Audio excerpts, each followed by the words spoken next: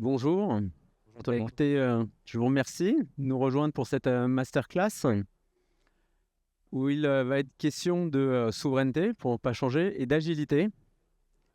Ce sont souvent deux thèmes qui sont un peu opposés. Et l'idée cet après-midi, c'est de vous montrer comment on peut être à la fois souverain et agile et déployer des applications souveraines très facilement. Et pour ça, on va vous présenter le cas de la société YesPark et ton expérience de déploiement sur la plateforme PaaS de Scalingo. Donc, je suis Yann, bienvenue, je suis le directeur commercial de Scalingo, société qui propose donc l'hébergement de cloud souverain type PaaS. On a plus de 1000 clients en France et en Europe, des startups et aussi beaucoup de groupes, notamment de ministère de l'Intérieur et le ministère des Armées. Mais aujourd'hui, je suis très heureux de la présence de YesPark, un de nos clients historiques. Et Guillaume nous a fait le plaisir d'être parmi nous. Guillaume qui va se présenter, mais qui est fondateur et CTO de YesPark. Et je le laisse présenter YesPark maintenant. Bonjour tout le monde. Effectivement, moi je suis ravi d'être là. Merci Yann pour l'invitation. Alors le disclaimer, c'est que nous, on est clients de Scalingo, donc on n'est pas rémunérés, on les paye chaque mois pour dire des choses bien sur eux. Effectivement, je suis cofondateur de YesPark. YesPark, qu'est-ce que c'est? C'est une marketplace de stationnement, donc on propose de la réservation, de la location de parking.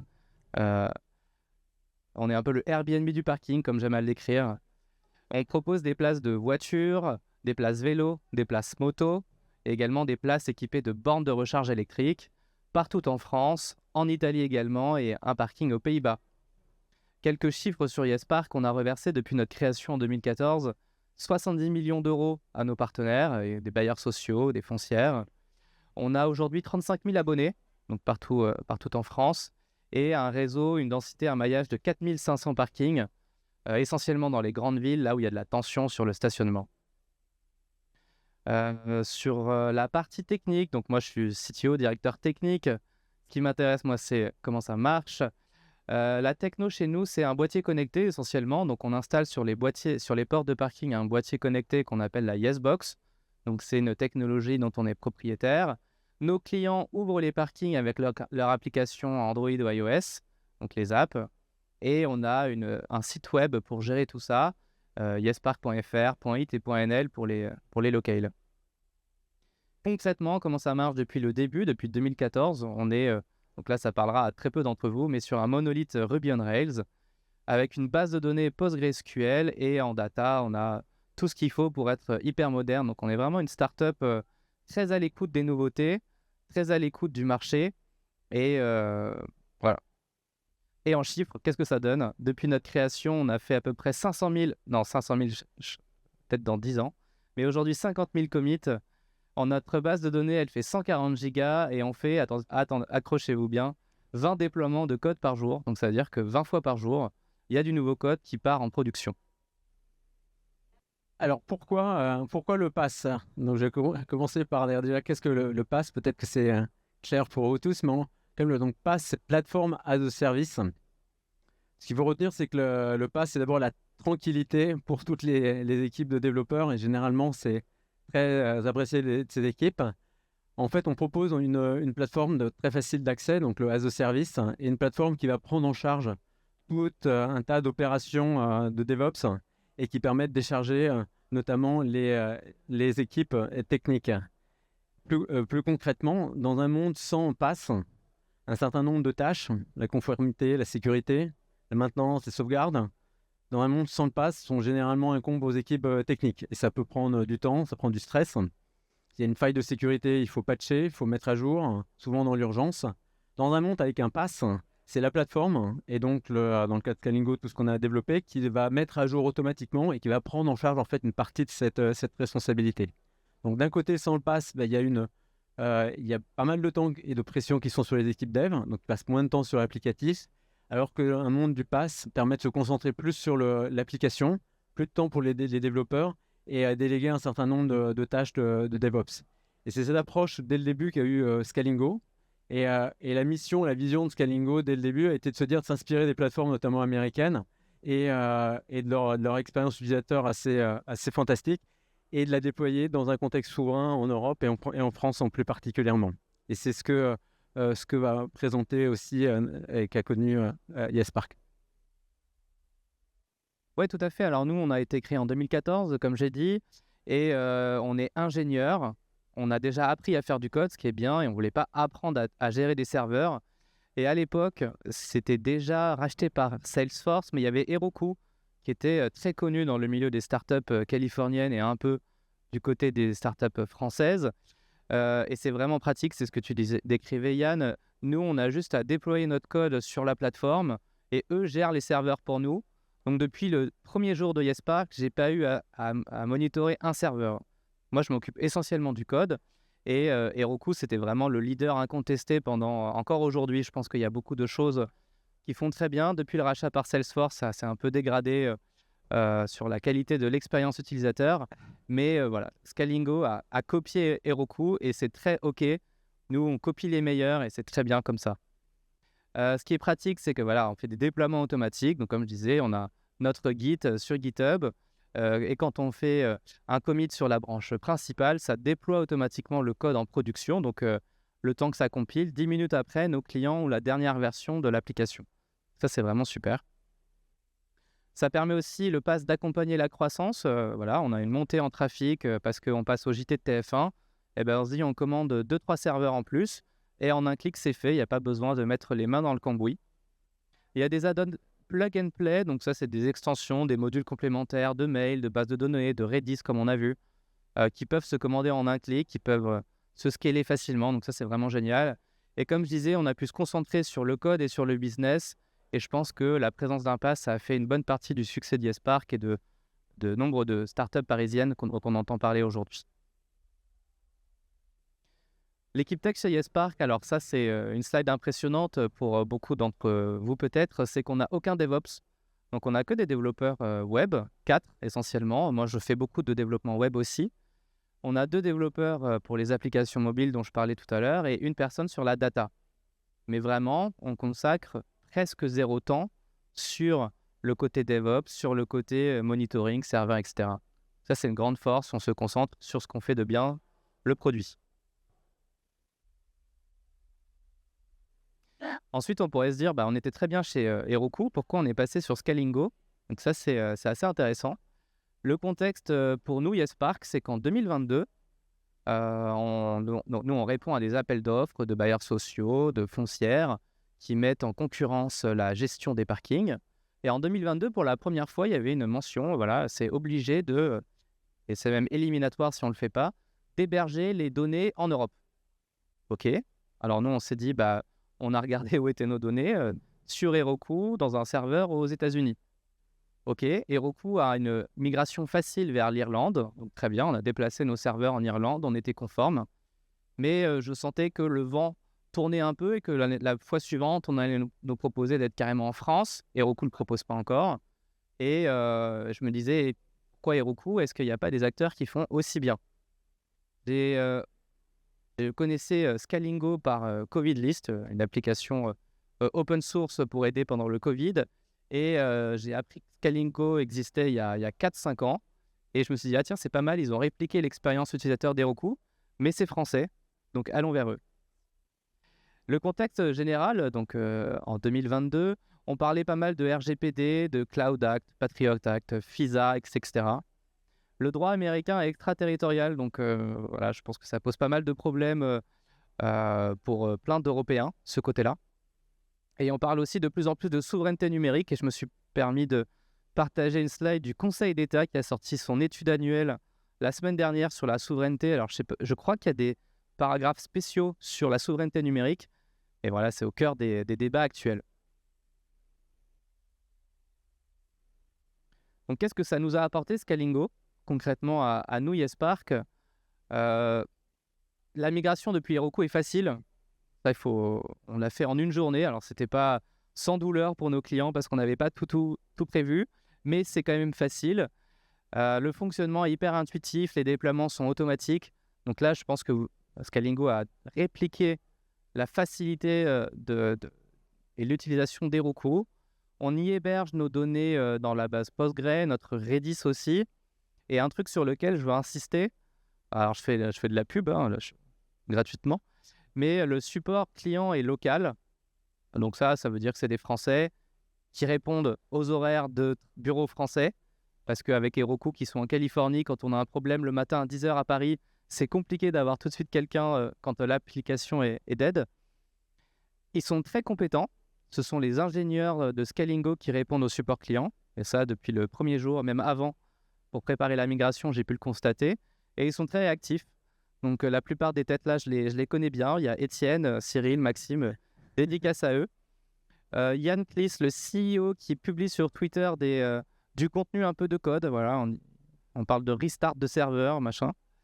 Et quelqu'un du support avait créé un bout de code pour moi, pour m'aider au moment de la migration. Donc vraiment, j'étais très impressionné par la qualité du support. Bravo. Le côté sécurité, souveraineté, alors j'en parle, pour nous, c'est pas non plus game changer, mais c'est quand même bien, c'est un bon choix stratégique qu'on a fait cette migration-là. On est tranquille en sachant les données protégées. Alors, pour être honnête, chez Heroku, elles étaient aussi protégées, mais aux États-Unis, donc par un acteur américain, mais j'avais confiance quand même dans la sécurité des données. Et le fait d'avoir un hébergement franco-français, c'est devenu un argument commercial qu'on met en avant dans nos rapports de mise en concurrence. Donc on dit, voilà, on est chez Scalingo, ils sont certifiés hébergeurs de données de santé, même si nous, on n'a pas les serveurs HDS ni Secnum Cloud. Mais voilà, on pourrait les prendre. Et on est très content de jouer un peu ce jeu de la souveraineté.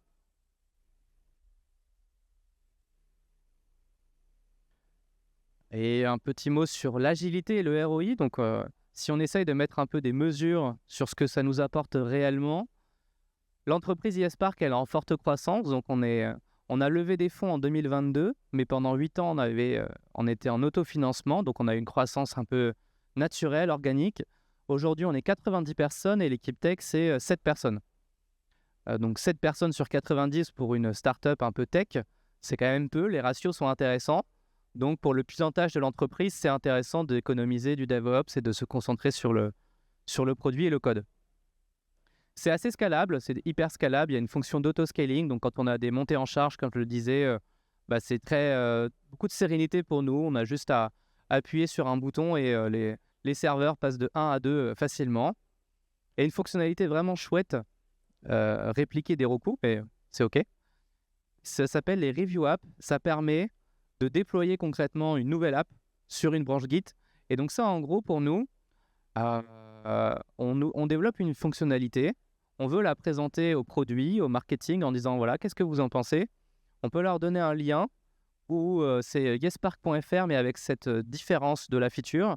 Ça ne touche pas le code principal et ils peuvent nous faire leur retour directement sur cette app dédiée dans un environnement très cloisonné. Donc ça, c'est vraiment génial.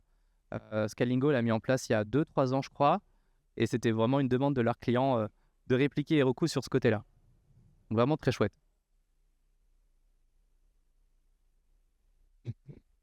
Et donc, pour résumer cette approche, donc vous avez vu un exemple concret avec YesPark. Donc, Scalingo, effectivement, il y a le côté as a service, à la fois plateforme, qui permet d'automatiser, de rendre très, très simple pas mal de tâches de DevOps, de déployer simplement. On a aussi toute la partie de base de données. On a plus de 5 bases de données as a service, notamment comme dans le cas de YesPark avec PostgreSQL. Donc, il y a ce côté de l'expérience as a service. Et en même temps, nous, on allie ce côté expérience simple, en partie inspiré d'acteurs de référence américains, à la souveraineté. Et donc aujourd'hui, Scalingo et ISO 27001. On a des clients à santé avec de HDS.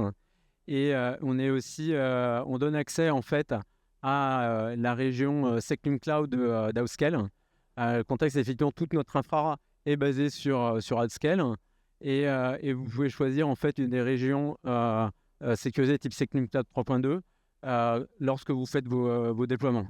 Et ça donne par rapport à l'introduction que je fais, ça donne une facilité de déploiement aujourd'hui pour déployer très simplement des projets souverains et de manière très, très, très, très simple. Et pour donner un exemple, aujourd'hui, nos clients peuvent être à la fois des startups, comme on a dit, qui veulent qui veulent innover, itérer très très vite, faire beaucoup des commits multiples et donc sont adaptés. C'est de plus en plus aussi des groupes privés qui veulent aussi continuer à pouvoir avoir des applications qui peuvent scaler assez rapidement. Et une grosse partie de nos clients sont maintenant des clients publics. C'est peut-être une expérience récente qu'on peut partager avec vous. C'est un client du ministère de l'Intérieur, puisqu'on a géré le site des procurations en ligne. Que vous avez peut-être. Et donc, on a eu l'expérience d'encaisser plus de 3 millions de demandes de procuration en quelques semaines. Et donc, ça marche. Donc, ça montre qu'on sait faire en France, on sait faire en Europe, on sait faire dans un contexte souverain, et avec être capable de gérer tout ce scaling. Et il n'y a pas que être avec un haut niveau de service et d'expérience derrière.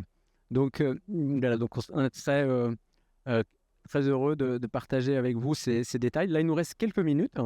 Moi, on aime bien répondre aux questions. Je ne sais pas si vous avez qu'il y a des questions dans la salle, mais je vais me déplacer pour vous présenter le micro pour que tout le monde l'entende. Oui, merci beaucoup pour cette présentation.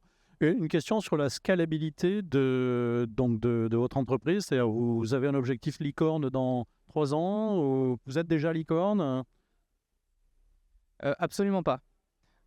Mon associé Charles disait dans un article que on veut vraiment pas être une licorne et on est l'anti-licorne. On vise une croissance raisonnable, raisonnée, pas à base de levée de fonds sans arrêt. On a levé des fonds une fois et on s'est dit que c'était la dernière. Pas parce que ça s'est mal passé, mais parce que c'est notre objectif de boîte, de croître naturellement, d'aller chercher des clients, d'être rentable. Depuis le premier jour, on est rentable, on cherche à être autofinancé et on a des objectifs internes d'EBITDA, etc. Et on rigole beaucoup parce que on parle beaucoup d'EBITDA pour une startup, mais voilà, on veut vraiment pas être une licorne. Alors si on le devient, tant mieux, mais c'est bien de le redire, bien de le redire. Vous avez raison. Est-ce que vous avez d'autres questions?